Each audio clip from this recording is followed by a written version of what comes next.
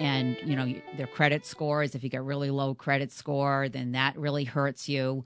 A lot of the buyers today don't have the fund. They don't have the closing cost, so they're looking for the sellers to take care of their closing cost, and that kind of hurts them too, because if you're in multiple situations for purchasing a home and you're you're in a bidding war, then the buyer is not going to get it who's looking for closing costs and who are lowballing offers. It's going to go to someone who doesn't need the closing costs and who has puts down more of a deposit and more funds up front. So yeah, and that's I would think that it's still, even though it appears to be coming back strong, you still have that it's not equalizing yet.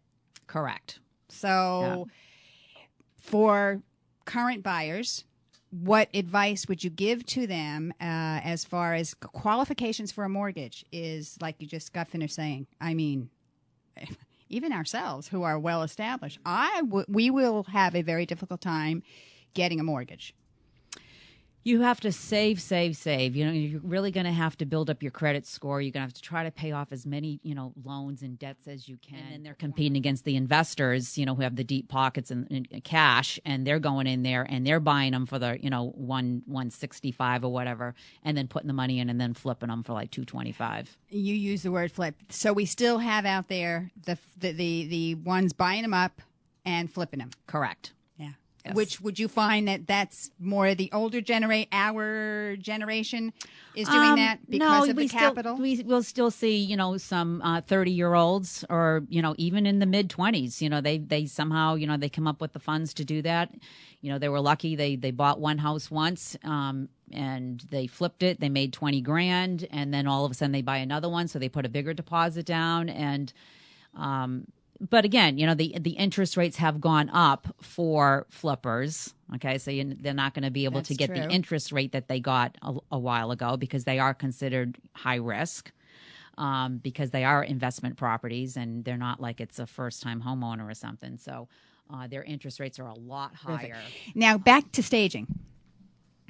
We see a lot of these shows. It's very big now. HGTV. HGTV. How they get into the, but some of this gets, really, they buy furniture, some new furnishings and paintings. And what would be the average for our listeners interested in, first of all, selling their home, secondly, in wanting to have it staged to sell quicker?